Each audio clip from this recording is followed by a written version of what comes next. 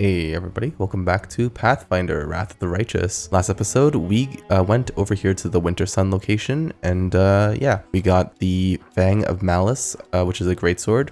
Morveg wanted to fight us, and we killed him, and yeah, now we're here. Probably CR is going to be very angry at us, but that's just how it goes sometimes. We did a lot of side quests last episode as well.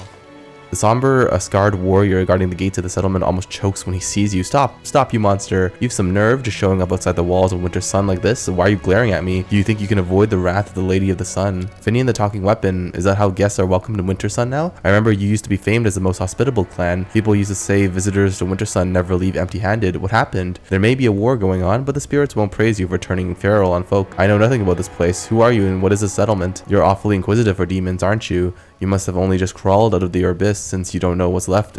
You don't know what's what. Is that it? Well, know this. You're at the walls of Wintersun, the final bastion of the defenders of Sarkorian. The mighty Marhevok rules here, the greatest of all warriors ever to be born in this land, and we are protected by the Lady of the Sun, a sorceress whose powers are so great that she can incinerate an army of your kind on the spot. Who are you talking to me? Why are you talking to me like that? How else should I talk to the filthy spawn of the abyss? But I suppose you're right. Time to let our blade do the talking. Both guards grab their weapons. Stop, children of Wintersun. The voice, soft and stirring, is coming from a statue adorning the gates. Stop, do not raise your weapons. Let them pass. This creature is my guest. I shall keep an eye on him. None can harm the children of Wintersun within my domain. The warrior's face hardens. What? Let this monster into our village? When we're the last place standing against the demons now that Dresden's fallen? You heard the Lady of the Sun, dimwit, let him pass. What's this demon going to do to us anyway? The Lady of the Sun has protected us all these years, and no abomination from the abyss has ever captured Wintersun, and it's not going to happen today either. The second guard squints at you grimly. Probably a demon has infested their minds or something. This is kind of interesting. Oh, suddenly you hear a crash and screams somewhere behind the building.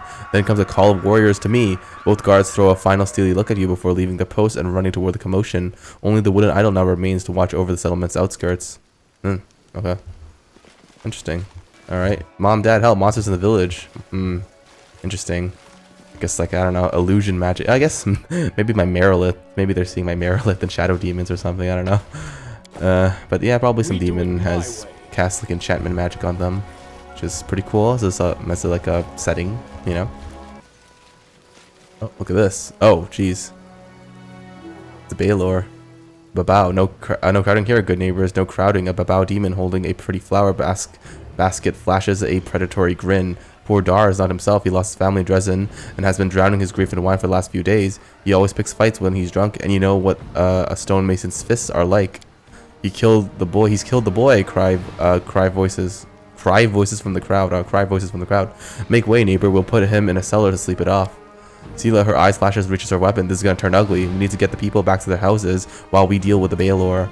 The bow turns around and hisses at the culprit, a huge Baylor, at whose feet a young barbarian is lying in covered blood. I'm so tired of you, neighbor. Dar, go home and stop ruining the rest of the fun for us. Oh, hitting the poor flower girl. Dar, wake up. The Lady of the Sun won't have things like this in Wintersun. Uh-oh. Oh, it's a dragon. Is that the Lady of the Sun? Oh. What the demon is going on here? What the demon is going on here? Marhevok, a tall warrior with dark hair and gray eyes, stands between the humans and the roaring Baylor. He looks the fiend in the eye. Are you forgetting where you are? These lands are protected by the Lady of the Sun. Behave or I, Marhevok Grunhold, will throw you out of my town. Baylor Darazand. The Baylor's laughter is booming. Ha ha ha. You really think that your beloved beauty can do anything to me? If I wanted to, I could break her neck and yours and your little worms and the necks of every puny little human in the district, and then I'll pay a visit to the castle in the clouds and clear out every sunny little follower. I'm sick of this game anyway. I'm leaving for now. Go about your business now. There's nothing to gawp at. The warrior bends down and picks up several of the flowers from the basket belonging to the Babao. He notices you, and his expression hardens infinitesimally. A guest of my lady. I am the chief of the Wintersun clan. You can take a look around here if you wish, but you must visit me in the clan hall. It would be rude of you not to pay me a proper visit to the master while you're in this house. I came here to find out who killed my crusaders. Their bodies are lying at your shrine by the lake. Marhevok frowns. The lady's shrine is sacred to all the children of Wintersun. If someone has desecrated it with murder, they will be punished. Demons are walking around your town like it's a home away from home. Marhevok's mouth twists like he's biting back a retort. He desperately wants to deliver. In that case, he shouldn't thanks be in order, demon? If not for the kindness of the lady, you would have been killed on the spot. Alright, you're changing the subject. Marhavok pauses. I'm not used to talking in the middle of the town square. Come to my hall, honored guest. We can speak there. Why shouldn't I just be... Alright, fine. I accept your invitation, master. Very well, I'll be expecting you. Marhavok nods and walks off, tension radiating from him at every step. Okay, cool. I'm off. Some really interesting enchantments. Good that we are visited by merchants from Mendev and visitors from the castle in the clouds. Things would be dull around here without them. Okay. Yesmerha, a woman with a wealth of long, dark hair, stands by the statue, carefully touching the wood. Her long fingers slide along the smooth surface, searching for cracks and scratches. As you approach, the woman startles, tosses her head back, and you see her eye sockets are empty and scabbed over like old scars. Who's there? A stranger. I don't recognize your footsteps. I am the Knight Commander of the Crusaders. I've come from Dresden looking for my missing people. A visitor from the outside and a Crusader too, the woman exclaims enthusiastically, but then she seems to falter, quirking her head like she's about to listen to something. Her fingers tremble nervously. What do you want to talk to me about? Tell me about the Lady of the Sun. Marhavok, leader of the Wintersun clan, met her on a hunt many years ago when he was a young man. People say it was love at first sight, and the Lady of the Sun left her magical castle in the clouds to live with Marhavok in a humble hut. The Lady of the Sun is a powerful sorceress. She gave Marhavok his hunting dragon and has protected Wintersun against the demon all these years. Ever since she came here, not a single demon has attacked this place. Magic users were feared in Sarkorian in the old days, and for good reason. You remember that cursed witch who brought all these calamities down on us, but we trusted the Lady of the Sun and accepted her as our protector, although it was not an easy decision. Okay, tell me about the settlement. This place was once the capital of the Wintersun clan. Yes, the capital. In the glory days of our old Sarkorian, this clan controlled vast swaths of land with several settlements and many farmsteads. But when that accursed Arilu opened the world wound, the clan began to wither, like a sapling that's been chopped off at the roots. Then the world wound opened even wider, and the blight reached these lands. The children of Wintersun either died defending their homes or left in search of a better life elsewhere. In the end, all that was left was this one settlement. Only the toughest, most stubborn people were left, the ones who were prepared to survive and defend their lands to their last breath. But even they would have perished if not for the Lady of the Sun. Since she came here, demons haven't dared to attack Wintersun. Life is hard here, the soil is weak, and the animals to hunt few and far between. But it is our home. If we leave our homes and we stop singing our songs, the memory of Sarkorian will die too. A small settlement surrounded by demons, crumbling but not yet broken, a place where dark deeds are happening. It all seems too familiar. Something tells me that Wintersun had its own traitorous Wendwalk too. Alright, who are you? What happened to your eyes? My name is Gesmerha. I am the senior wood shaper in Wintersun, a wood carver or sculptor as you would call it. My level of skill is not bestowed on everyone. We wood shapers do not consider wood to just be material, but we do not make something out of it. We give the wood a new birth. We reveal its beauty in a new form. I come from an ancient line of craftsmen and women, and I swear that I have done everything to avoid bringing shame to my ancestors' memory. I strove to preserve beauty even in the midst of chaos, which is what the demons had turned Sarkorian into, aided by the traitor Arilu. But one day my gift failed me. At the request of Marhavok, our clan chief, I was tasked with carving a statue of the Lady of the Sun, but no matter how hard I tried, instead of a beautiful elf, my chisel again and again revealed a hideous monster in the wood. Marhavok flew into a rage when he saw my work. Gesmerha says, her voice quieter now. He personally cut out my eyes as punishment, and journeymen were given the task of finishing the statue. The clan did not turn its back on me, of course. The children of the Wintersun do not drive out their own, even those who have transgressed before the entire community. They allow me to do simple carvings and to take care of the statues. That is how I have lived since that day. That Marhavok of yours is a nasty piece of work, isn't he? Robbing an artist of her sight. That's not just brutal, it's foul. Some murderers are less depraved than that. There's something strange going on in Wintersun. Your fellow villagers call me a monster, while they themselves converse with demons like it's nothing. Demons? Within these walls? That's not possible. The Lady of the Sun promised to protect us. Besides, the settlement has old runestones that start to flicker when the demons approach. Even if the monsters had tricked us somehow by disguising themselves, the stones would have warned us about the danger, and my people would be caught dead chatting to our sworn enemies. Gesmerha frowns as though puzzling something out. Pretty suspicious, huh? I've been looking for missing crusaders and found their bodies at the shrine of the Lady of the Sun. Bodies at the shrine? That is very strange. The children of Wintersun are no enemies of the crusaders, and no one would dare sully the Lady of the Sun's shrine with the blood of his allies. Marhavok always keeps the shrines adorned with flowers for the lady, along with his trophies, slain demons. Yeah. It's demons. You're saying that he leaves dead demons. What madness is this? But alas, we know who now is responsible for the bodies at the shrine. Sila's eyes are ablaze. The woman is silent for a while, gathering her thoughts. Listen, stranger, there's something odd happening in Wintersun. It's true. The Lady of the Sun promised us protection, and demons truly have never attacked the settlement. But there are visitors that come here from the outside. They often come and they look like crusaders, merchants from Mendev, scholars from Absalom, or kin of Our Lady from her castle in the clouds.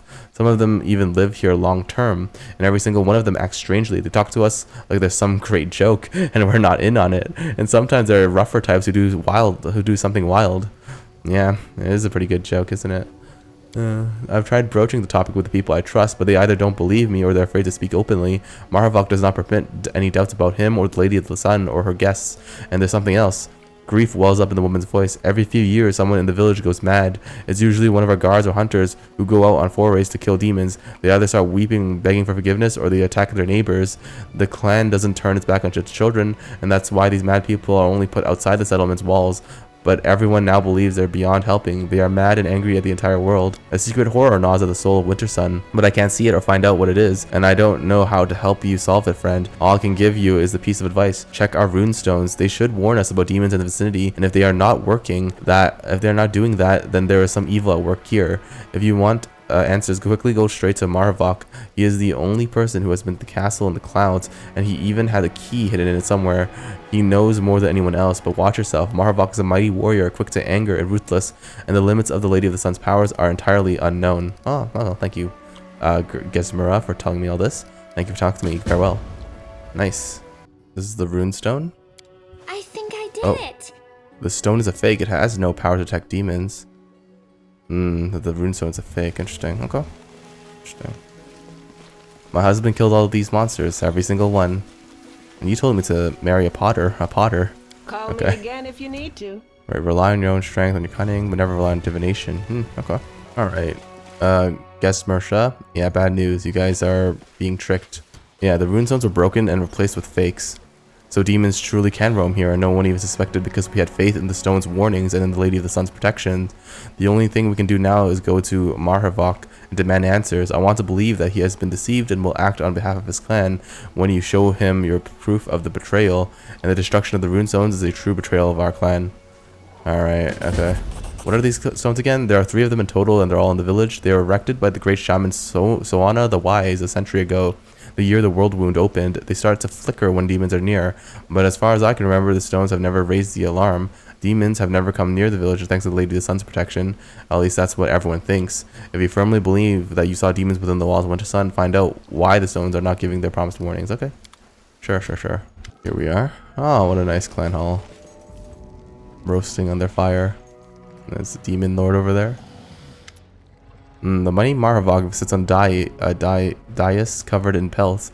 In one enormous hand, he is holding a single flower, and his face wears a grim expression. Oh. Is that Gers? Oh. Chief, we've brought the traitor. A tall female warrior drags a stumbling woman with empty eye sockets to the hall. Uh-oh. We have several witnesses who say she was slandering the Lady of the Sun and her guests, and that she even urged her neighbors to spy on them. Hand me the axe. Marhavok's voice is grim. I've been very patient with you, Jesmerha. You dared to dishonor the Lady of the Sun, our happiness and protection. You didn't repent. You only nursed your malice in secret. I see now that taking your eyes is not enough. This time I will take your hands. Finian talking weapon. What are you doing here, you blackguard? Raising your hand against innocence? You've earned the ancestors' wrath for sure. It's a bad thing to raise your fist against a clan elder, but I really want to smack you one. These nice people are afraid, so much fear, but they're not fighting against the ones who frightened them. They're punishing the weak and defenseless for their fear. Just like always, just like always, just like always. Her voice drops to a barely discernible whisper. Lan's already intimidating face becomes even more fearsome. Don't be afraid, Ember. If anyone's going to get hurt, it'll only be the bad guys. But we can't make sure that nobody gets hurt, or at least nobody dies, please. Heaven knows that I believe in forgiveness and redemption, but I so dearly want to kill that man and won't even regret it, Mickey Mouse. Are we really going to watch this atrocity happen? Lawful, is this how justice is always dispensed in Wintersun? You feel the weight of Marhavok's gaze on you. Ah, there you are, stranger. It's good you came. Save me from chasing you after around all of Wintersun. Here in this hall is a place of power for me and for my lady. I will kill you here and then go with my people to Dresden and hand it over to its rightful masters. Warrior of Wintersun, attack. Ah. Unfortunate. This is gonna be rough. Alright, Ember. You know it. Oh, okay, I'll give you death ward then. Okay. Ember, back a little bit. Woljif. Go in greater invisibility on yourself.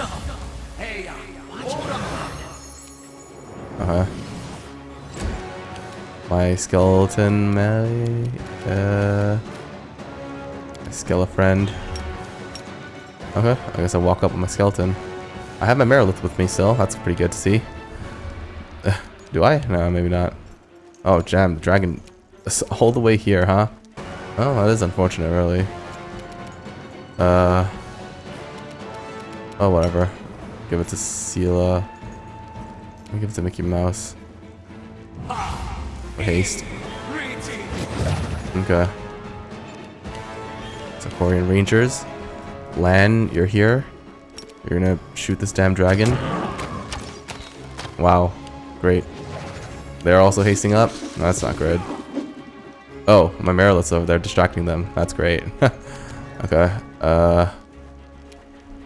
Beverak. Come here. Kill the damn dragon. Here they come. Oh, I actually slumbered him. That's nice. Fantastic. Good job, Ember. Now, good old Woljif here. The Beverak. Skillful Executioner. Okay. Got a crit on him. Oh, geez. The Merilith walked all the way here? That's terrible. Breath Weapon. That's also terrible for me.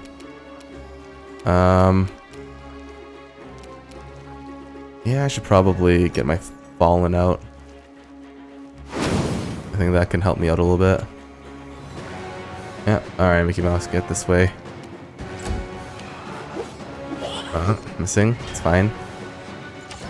Okay, I'm Skillful Executioner, taking some hits. I'm okay with that, actually. You've crossed the wrong mob. Ah, jeez, Beverak. Oh, got a bow. Huh. A Mavok. Oh, jeez. Okay. They really want me, huh? Ah, there you go. The dragon's dead, finally. Okay. Mahavok is over here. Yeah, piece of crap. Come here. Do I have my divine weapon? I actually don't have my divine weapon on. See, lucky your divine weapon spawn up. Alright. And, yeah, smite this guy. Smite him down. Alright. And there. Maravok does damage. Oh, jeez. Okay. Okay, hold on. Let me take his AC out. Or is it? Yeah, take his AC out. Ember. Good. Alright, Woljif. Time to come in. Concealment. Okay. Here comes the Merilith. Huh. Not bad. Sarkorian Ranger. Get him. Yep. That's good. The bow also coming in. Okay, Fallen. Nice. Distract him for me, please. Yeah, look. This is... It's going okay, actually. Enemy dead now? That was 3? Wow, that's terrible. Okay. 3 skeletons. Let's just slowly grind away his thing. Over there. Oh, the Skillful Executioner is down. Ah, crap. Also, my Merilith's down because... unfortunate. Really unfortunate, huh?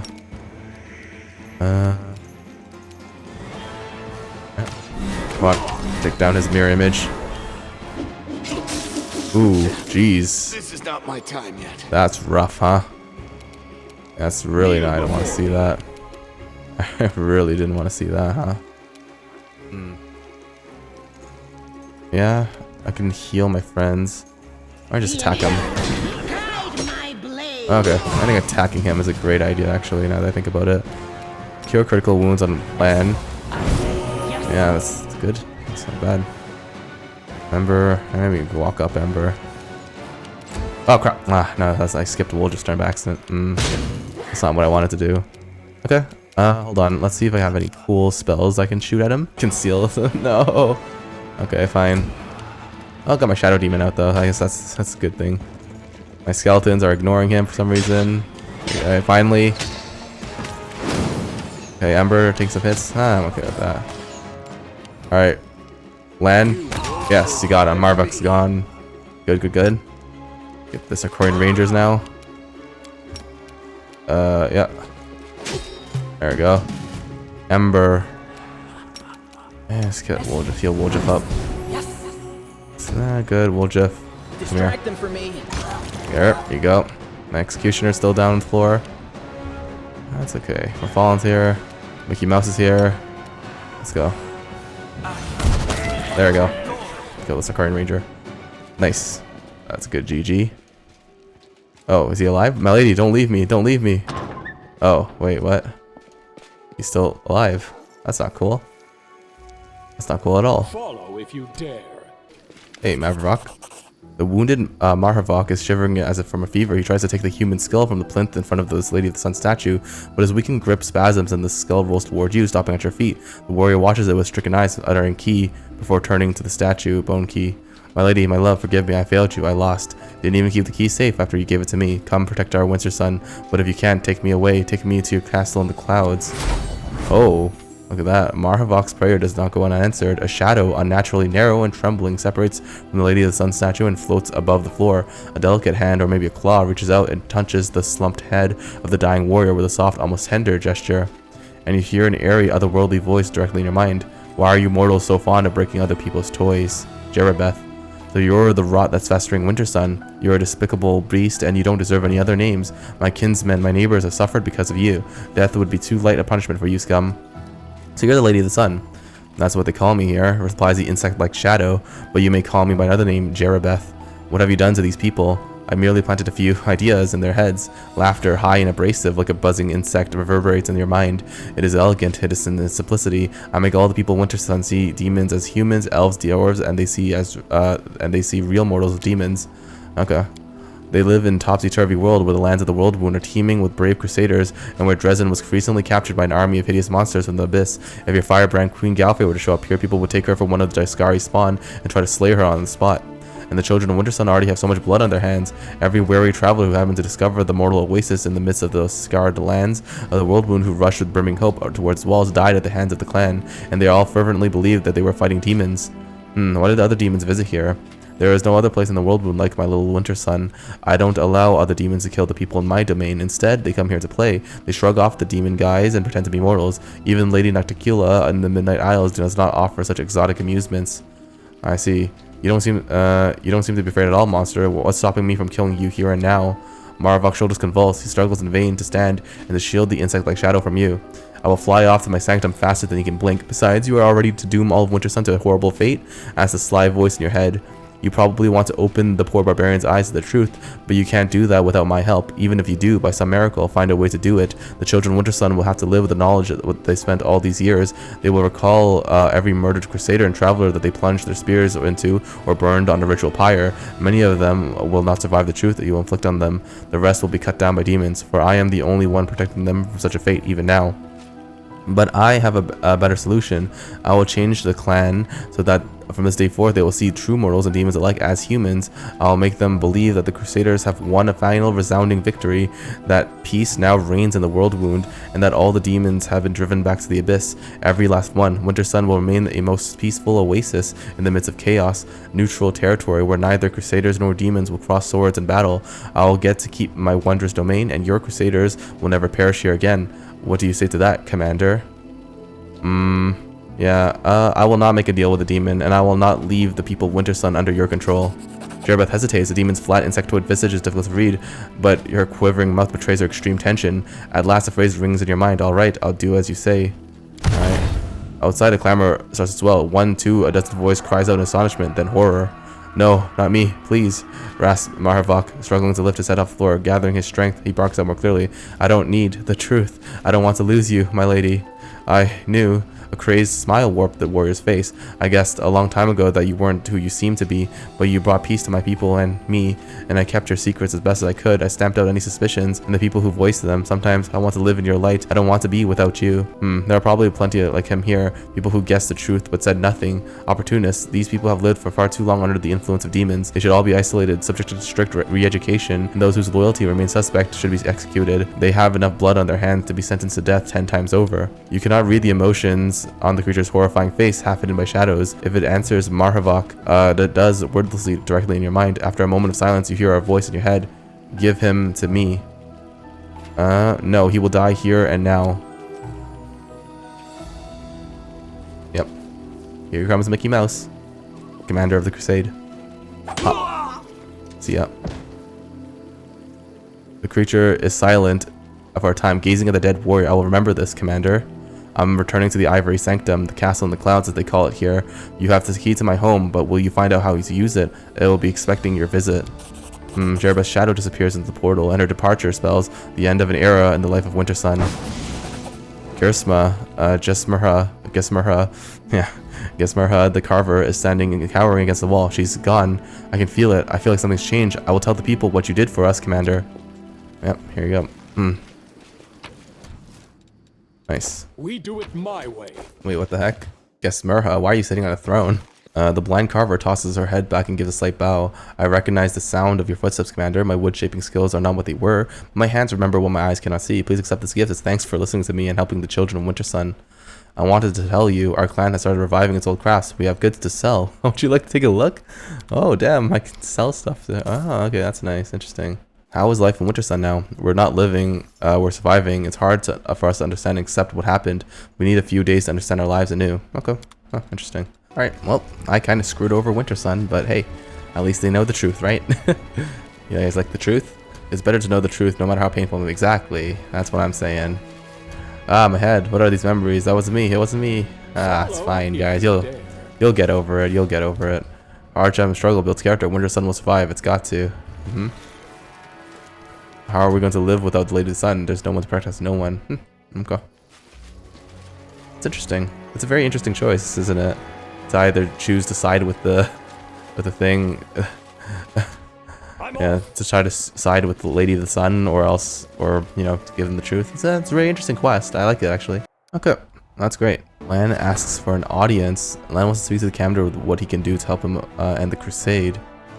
Oh, interesting. Someone on the road. Oh, are those the Baphomet cultists? Yep. Baphomet cultist cleric. The cultist smiles sweetly at you. Well, what do we have here? The freshly minted commander straight from Dresden. Here's what's going to happen, commander. You give us specimen 367. We will bring it back to Iz, to Master Bladesmith, and no one will get hurt. If you refuse, we'll prepare to die. Bladesmith, is it? Then I know who you creeps are. You're from the same lot that slaughtered my party and then tortured me for some dark experiments. Commander, just give the order. I'll wipe the floor with them. I'll have an old score to settle. And specimen 3 what? Yes, the specimen, the sentient weapon that was taken from us, a cheap ploy by the Crusaders. Don't try to deny it, and we know you have it.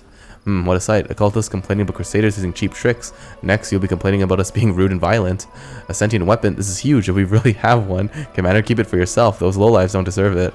Who is this bladesmith? A great artisan and a teacher who renounced his name and passed to serve the weaponsmith's craft. His demonic blades never break, his magic arrows never miss their mark. His creations are incredible, although the piece you have in your possession is still far from perfect. It was not supposed to fall into the hands of outsiders, so we want it back. Alright, fine, come and take it. Commander, what is going on? Yes, come give it to us. No chance, come back, not happening. To battle. Alright, here we go. Okay, let's do it. Conjurer. Yeah, sure. Let's get the Conjurer. Oh, the Conjurer's dead now. Oh, that's nice. They're pretty weak, actually.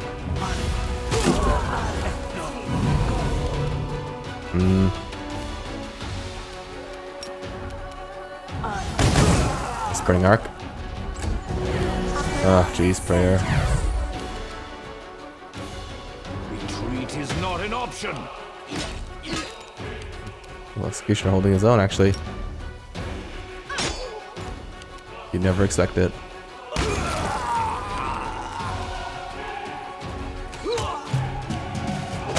There we go. Nice. GG. Oh, someone's running at me. Oh, Lan. Lan looks resolute and serious. Mickey Mouse, we've got ourselves settled in here, so it's time to go back for the mongrels. If we don't do it, Sol will keep stalling until Iomade herself comes down to drag him out.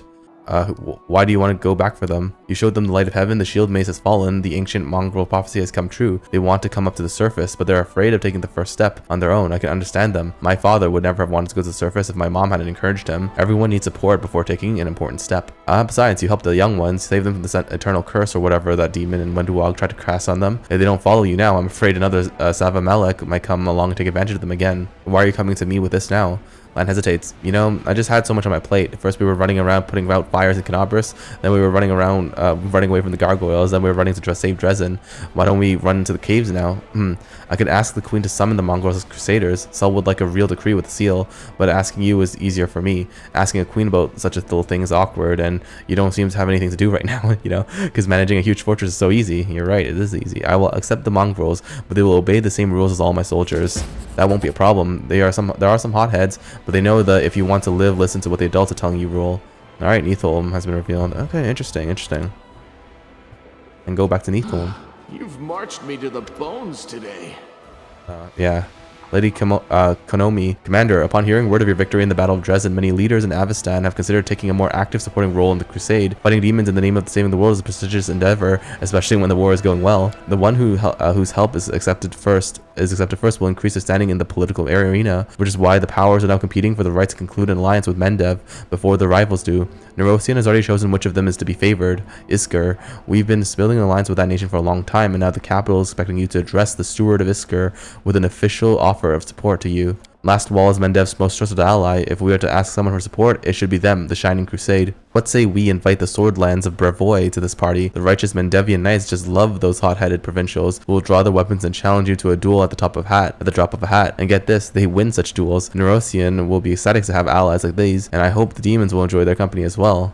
Just as a note, we happen to have a neighbor who's got barely any presence in the crusade. I'm talking about Numeria. It is believed to be too wild and barbaric to have any dealings with. How about we show everyone how wild and barbaric tribes can fight and invite them to play a bigger part in our war? Everyone who wanted to come because they listened to their hearts are here already. Time to call those who listen to their purse. We'll drop a line to the Varisian cities, tempt them with some nice spoils, and loads of savvy folks will come running. Why does Nerosian decide whose help I should accept? Because you are, with all due respect, one of Her Majesty's subjects. Lady Konomi's voice grows sterner, but after a moment subsides into a more confiding tone, and because it took great effort for Mendev's diplomatic corps to win Isker over and ensure you would receive their help, are you confident that the allies you choose yourself will be as reliable? We can't call for everyone's help. I wish we could, but we can't. The Chilaxians and their colonies can't stand the Andorans. Malthun is at war with Nurmathis. Needle and Lastwall are at daggers drawn, and all of them envy the wealth of Absalom, protest against the godlessness of Druma, and fear the revolutionary plague of Galt. They can tolerate each other in small doses, but an official letter from the commander summoning one of the nations to assist the crusade will lead to, shall we say, an eruption of toxic volcanoes across half of the courts of Avestan. So I'm afraid you'll have to choose which of your allies is most desirable to you. Let's see, what does the council has to say? Lady Konomi's voice turns silken and somewhat condescending. Commander, we both realize that Mendev's political interests lie beyond the competence of this council. The decision has already been made in the capital. Nerosian has shown courtesy and concern for your authority by allowing you to implement the decision yourself. I trust my own council more than the royal council. Indeed, what could Her Majesty's most loyal servants possibly know about diplomacy? Let us listen to the council. Socio, why do you suggest we accept Lastwall's aid? The Shining Crusade of Lastwall and Mendev have much in common. We protect Galarian from demons, they fight the undead and the legacy of Tar Bafon, the Whispering Tyrant. Like us, Last folk are used to eternal war, and they are persistent, vigilant, and know how to oppose baleful magic. Their swords will aid us in the front lines, and the watchful eye of their inquisitors will do much good on the home front, where the spies of the Ivory Labyrinth roam. Woldriff grimaces annoyance. Yeah, we clearly don't have enough of your own righteous boars. Let's bring more from Lastwall. War dogs and stomps, and a lot of them. They'll barge in here and demand that everyone's toe the line. Darren, what benefit do the Swordlands offer us? A whole slew of benefits. We'll see some fresh blood in the war, poke the oh-so-formal Nerosians with a stick, recruit excellent fighters, proud as peacocks, just begging for a chance to prove themselves, and besides, this alliance can be easily arranged. Darren smiles wistfully. I used to take private fencing lessons from a certain sword lord of high standing. Fencing didn't work out, but her lesson was gorgeous. Darren, isn't this going to be a little too far? We can't make decisions of such importance just because you had an affair with a Brevin. Land, do you think Numeria will join us? If we treat them as equals, they will. They may be barbarians by the standards of lands like Mendev, but nobody can call them cowards, and many of them are descendants of the Sarkorians who fled to their Kelid kin in Numeria. We'll remind them about the time they were wronged by the demons, and the whole clans of Avengers will answer the call. Lan, you are so passionate about finding new friends. Together you will, let's see, sit by the bonfire, play some dissonant musical instruments, pick your teeth with knives. What else do you savages do for fun? We dance around naked, obviously. Sorry, I can't bring you along. They'll make fun of me for having such a scrawny friend. There's a reason why Numeria hasn't been invited to join the crusade. Needless to say, I personally do not share this prejudice against them, but not all sovereigns of Avestan feel the same way. Some will find it beneath them to be involved in the same crusade as barbarians.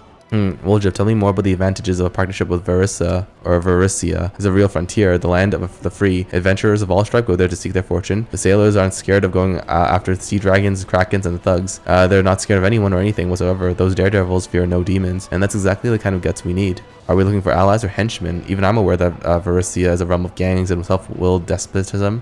I just crawled out from under a rock, you know. Lady Kenomi, what sort of help can we expect from Isker?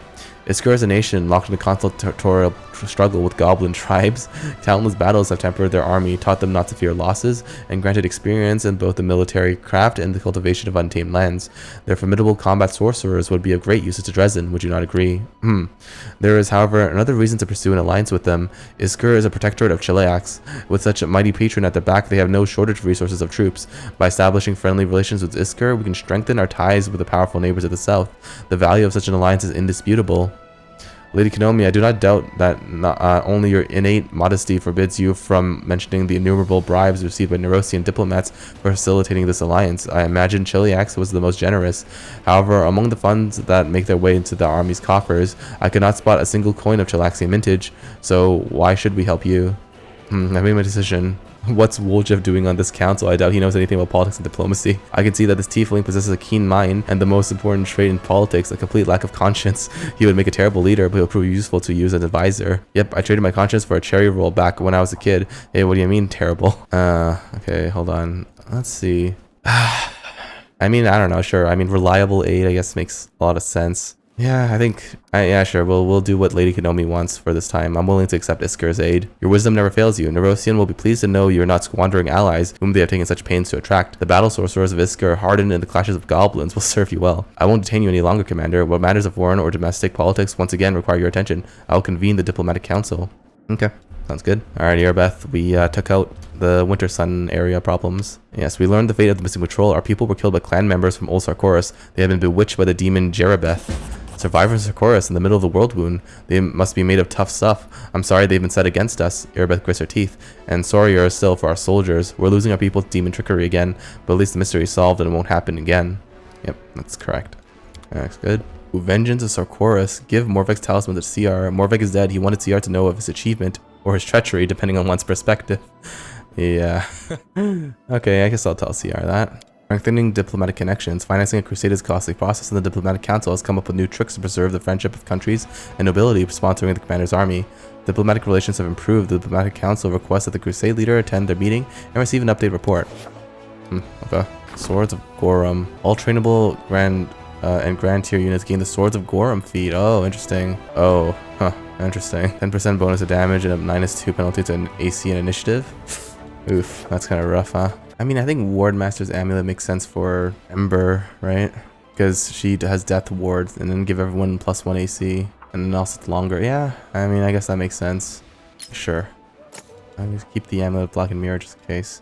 Quartermaster smiles and lowers his voice. I've got a little something for you, Commander. Like a conjurer, Wilson produces a fairly large purse from somewhere under his shirt. The lad decides to chip in. You've been taking care of us, Commander, so we decided to take care of you. Please accept this gift. Get yourself a magic ring or a new helmet. We will be very happy if you do. Oh, okay.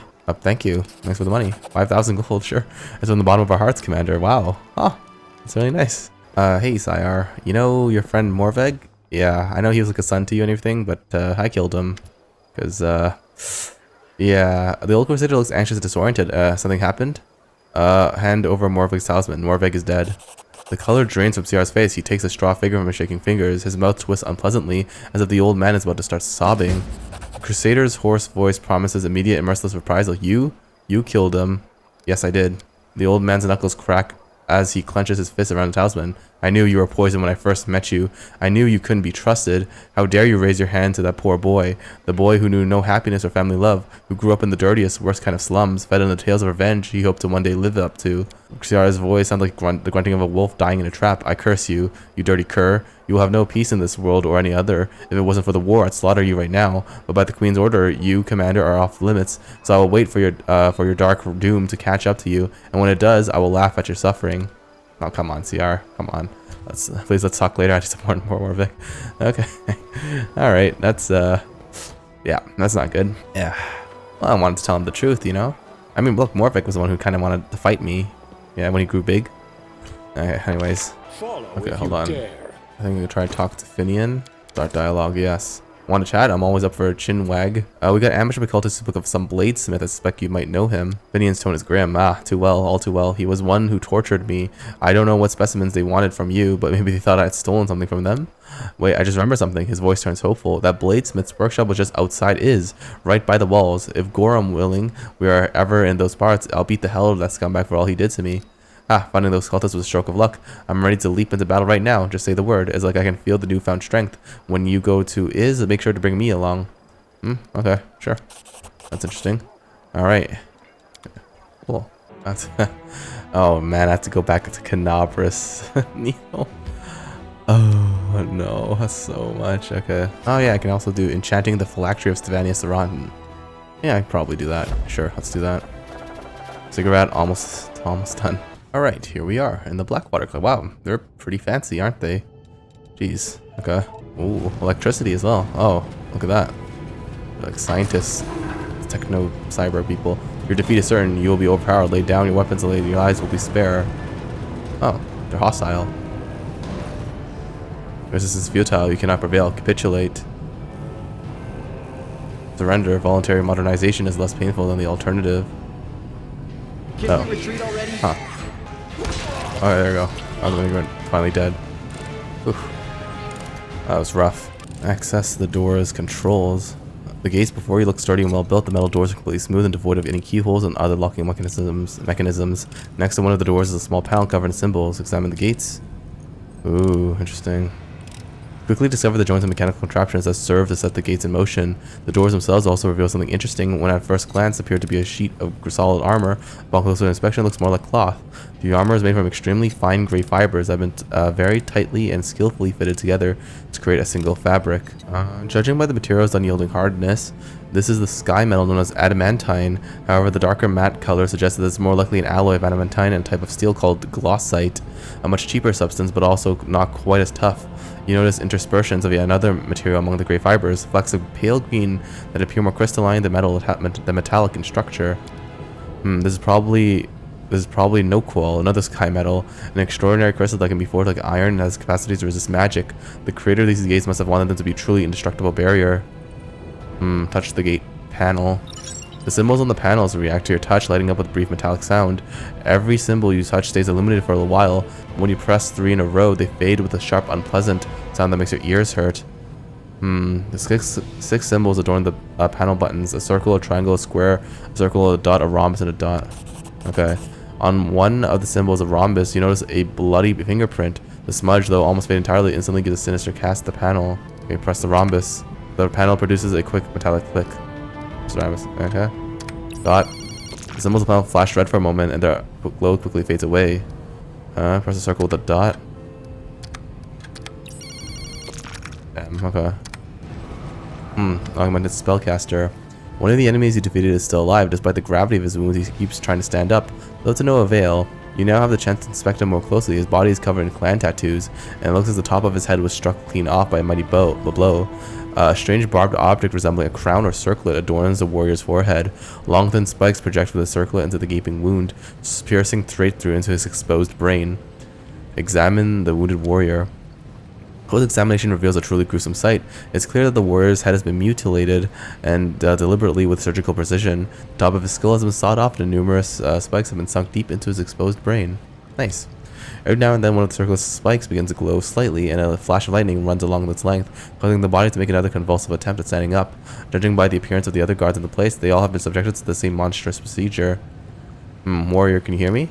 The wounded Sarkorian ignores the words, single-mindedly focused on his attempt to stand up. He seems not to notice you at all. Help the wounded warrior? As soon as you lay your hand on the warrior, a monstrous, abnormally high-pitched howl bursts from his mouth. It's unclear how his vocal cords can even produce this horrible sound. The soldier's body revolts with a spasm, and the circlet on his head begins to glow. And touch the strange contraption on the Sarkorian's head. As you touch a sinister-looking circlet on the wounded warrior's head, one of the metal spikes embedded in his brain breaks off with a twang. It seems it was damaged in battle, and your movement destroyed it completely. The Sarkorian instantly freezes. His lips grow pale, whispering, "Master, I can't hear you anymore. Command me, Master. Who are you?" The wounded warrior turns his face towards you, but his eyes seem to be looking through you. "Master, I hear you once more. Command me." I am the first line of defense. I am the keeper of the mission. I am a function, materialized, a command executed. What is your name? A name is a lie. A name is unnecessary. A function is all that is needed. A command is needed. Who gave you the order to attack me? You did, master. You issued the command. You assigned the function. I have not executed it, but I will. I need the code for the gates. Oh. The knowledge of how to proceed deeper into the camp is a matter of security. My function is specifically not to know the code so that I am unable to divulge it. I've forgotten the knowledge as you instructed, master, damn you. Try to figure out how the circular on the warrior's head operates.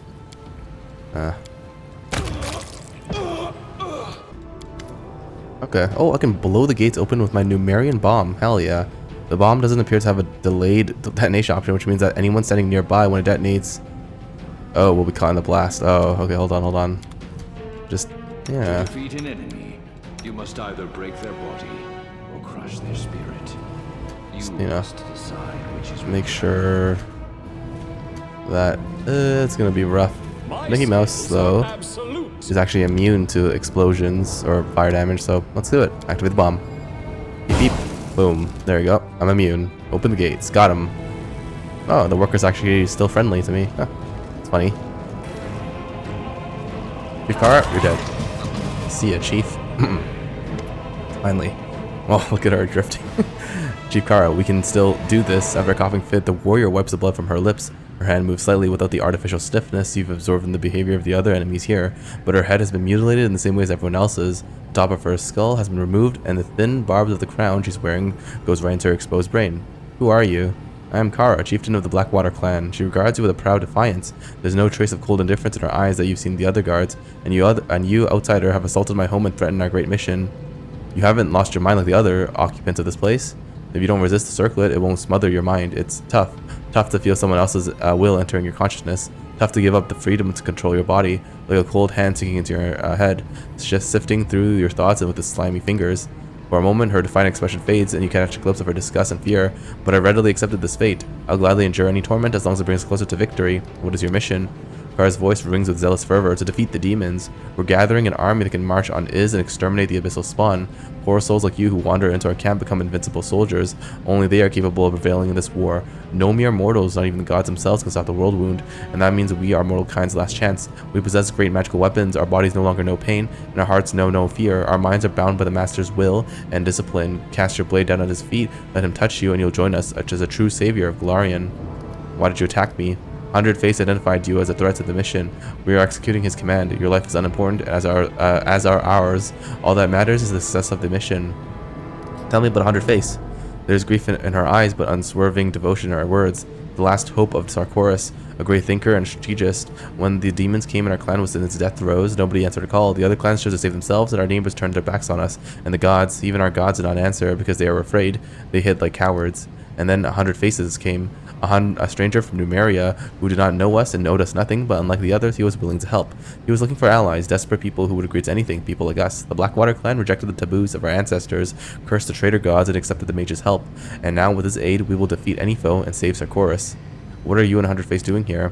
We've been building an army. Ordinary mortals can't hope to defend the demons off. Our bodies are fragile, our hearts are fickle, ready to betray us at a crucial moment. Nothing of this world would give us the power we needed, but Numerian machines.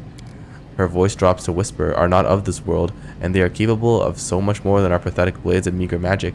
My tribesmen became the first volunteers in the ranks of 100 Faces' army, but not the last. Soon we will purge all Sarkorian of the taint, free our brethren from the demon's yoke, and prove that our sacrifice has not been in vain. 100 Face has destroyed your clan and turned them all into monsters. We gave ourselves up willingly, we had to, and I was first to let myself be crowned with a circlet.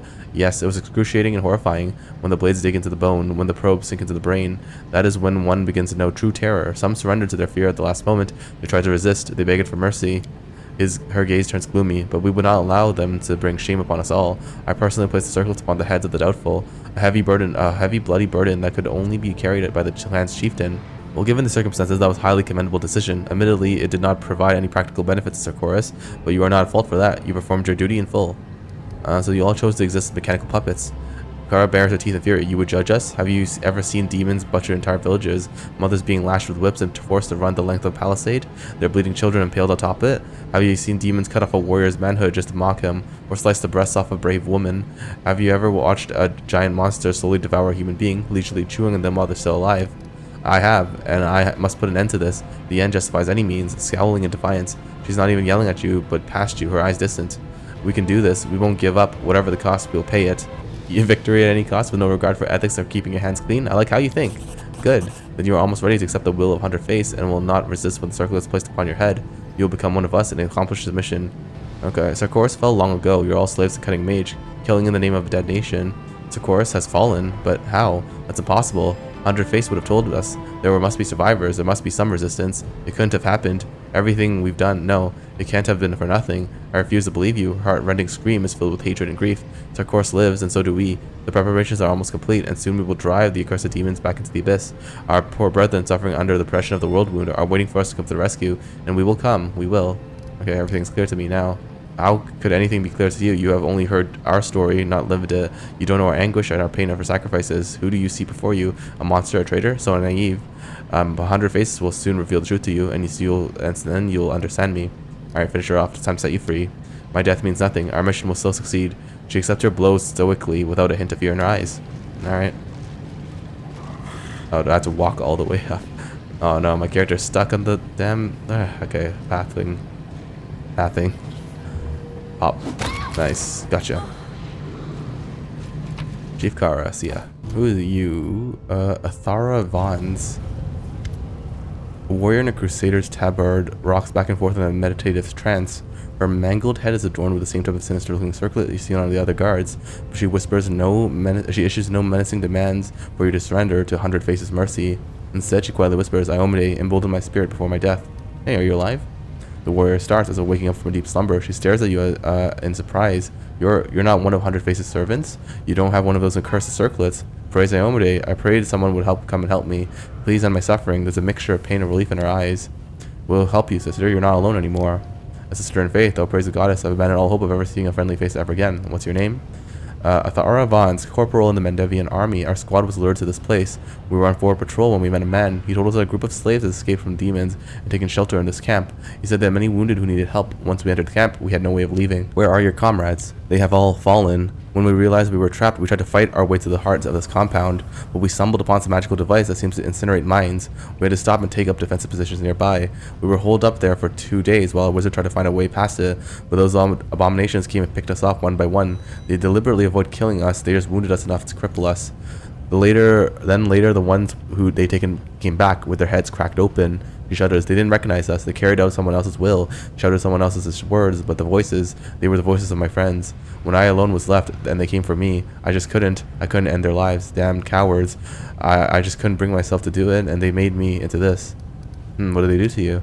They cut open my skull and shoved this thing into my head to control me, and then, oh, those sadists know every flavor of pain. They tore me open and shoved their vile machines into my body and sewed me up just to start tearing another spot. They sealed my wounds shut, poured some potions into my vein, and made my insides burn. And all the while I could hear him, that voice, that disgusting voice. Her hysterical scream becomes a desperate, forlorn howl. Through immense force of will, she pulls herself together and starts whispering a prayer to Iomade.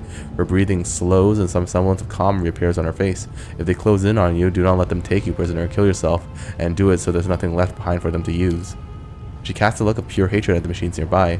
There it is, their altar of torment, the thing that maimed me. Now the master of these monsters sends orders through psionics, and my body keeps trying to obey. These circles are his reins. I wanted to enter his lair and kill him, but the closer I got to him, the harder it is for me to fight against his voice ringing in my ears.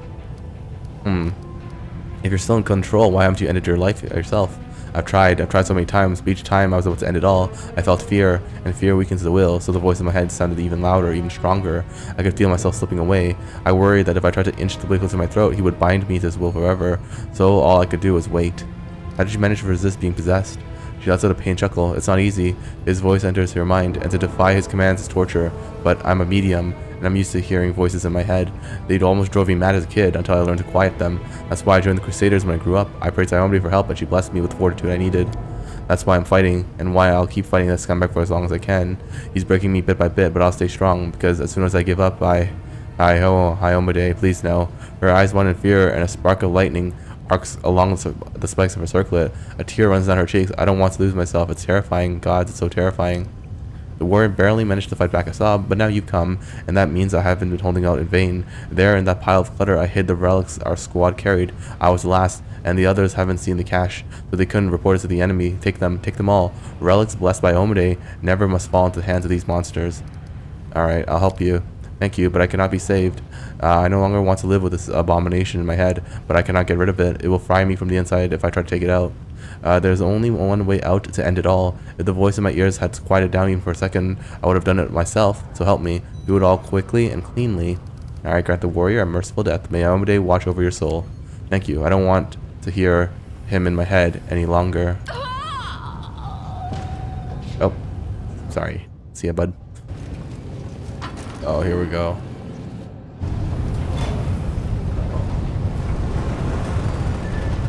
Uh-oh. Uh-oh. 100 faces. The mage's voice is quiet. Matter of fact, you demonstrated superior abilities. We are impressed. We greet you, candidate. Who are you? We are 100 Face, the mind engineer, the alloy of mortal and immortal. We oversee this community. You realize you've seen this face before, the cowl-shrouded visage of the Kelid Velg. Who told you about this place?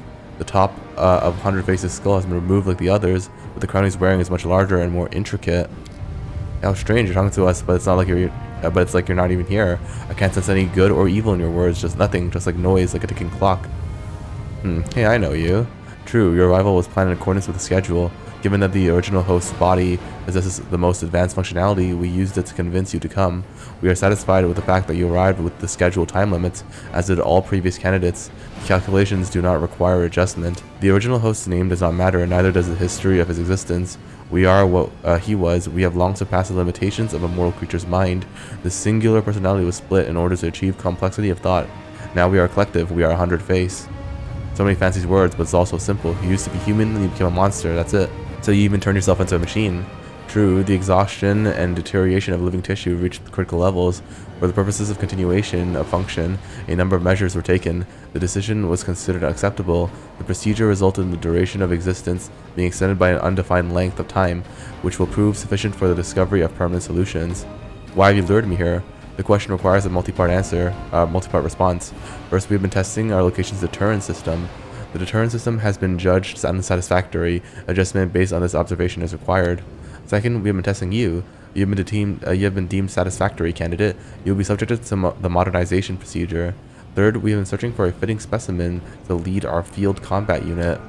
Your abilities have been deemed extraordinary. The modernization procedure will be modified in order to take the specimen's peculiar properties into account. We are satisfied to the highest degree and are experiencing a state of euphoria. We wish to inform you that you will serve as the leader of our army. What are you doing here? We are conducting the project implementing the schedule and gathering an army. While incrementally enhancing countermeasures, we are attracting increasingly more dangerous opponents to absorb their abilities through modernization and amalgamation. The next scheduled phase is to attract a high volume of non-mortal opponents, such as the demon armies of the World Wound. The chances of victory are adequate. How did you convince Sarkorians to serve you? The manipulative approach was deemed optimal. The specimens were motivated by the promise of assistance. Mistrust was suppressed through the weakening of their identity's basic elements, such as hope, religious beliefs, or ethical limitations. Insubordination was suppressed through internal purges. The end justifies the mean, I understand. True, the devised plan will lead us to total victory. We are in the process of preparing an armed forces capable of asserting complete superiority. We are performing our function. We are searching for an optimal strategy. We are designing the schedule, and we are implementing the schedule. How do you bend mortals to your will? You cannot comprehend the intricacies of our work. It is highly probable that you assume that the key is a direct cerebral connection, but that is an insignificant accomplishment within our project.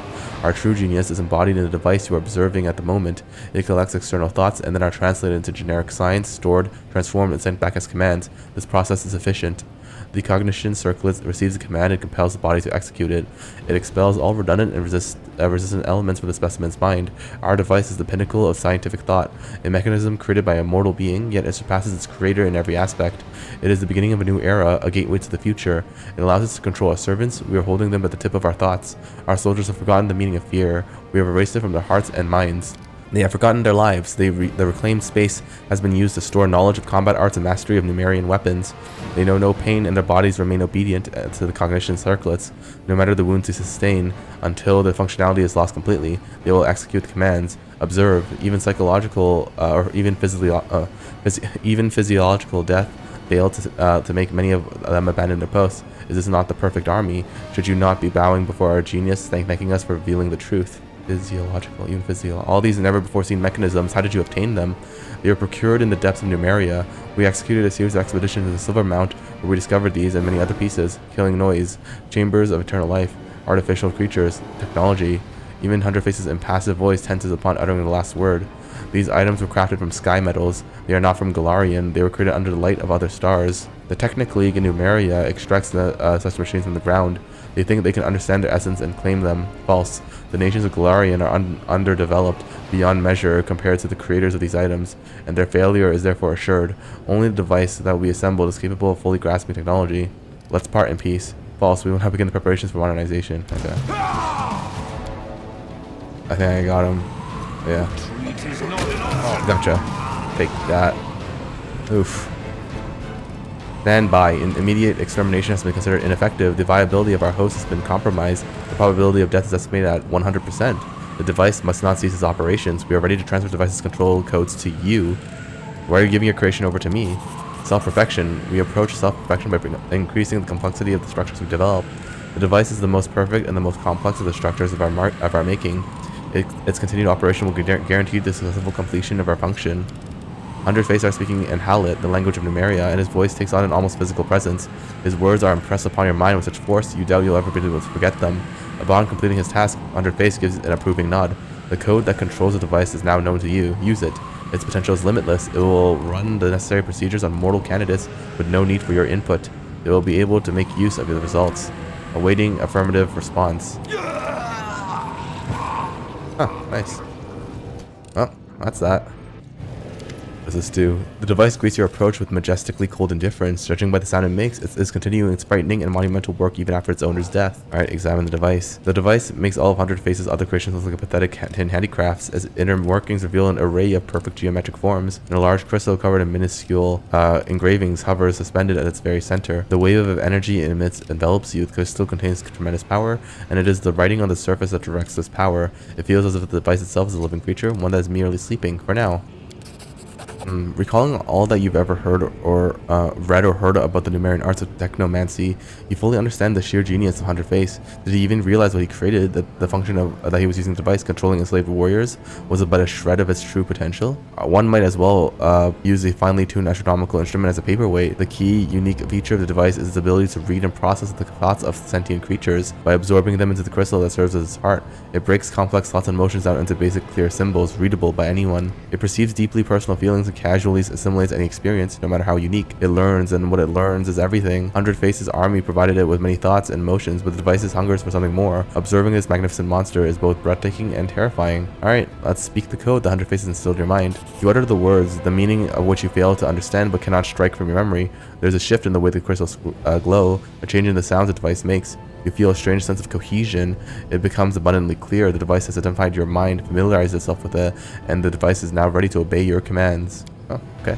Wherever you may be, you need only offer a single thought and your order will be executed. The device is ready to serve. All that's left is to allow it to perform its bloody work is to send naive and loyal mortals.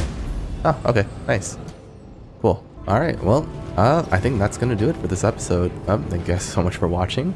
Hope you guys enjoyed it as much as I'm playing it. It was quite the long dungeon grind, killing 100 faces over here in the Numerian dungeon here in Blackwater. It was rough, man. It was rough. Anyways, I hope to see you all next time. But until then, goodbye for now.